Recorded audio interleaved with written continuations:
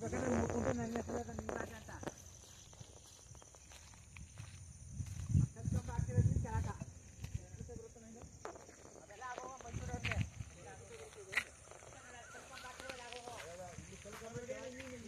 ಪಾತಿಗಳು ಅಕಲ್ ಕಂಬಿನ ಕೆಳಕ ಎಷ್ಟು ಗುಂಟೆ ಬರುತ್ತೆ ಇದು ಬೇಕು ಸರ್ ರೋಡ್ ನೋಡಿ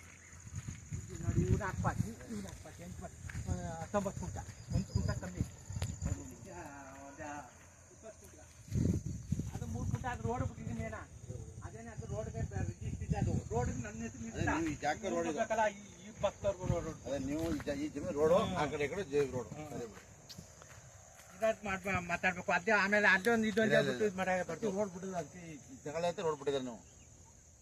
ಹತ್ತಿದ್ದು ಈಗ ಅವು ಎಲ್ಲ ಸೈಟ್ ಆಗೋ ಹತ್ತಿಂದು ದಾರಿ ಅದ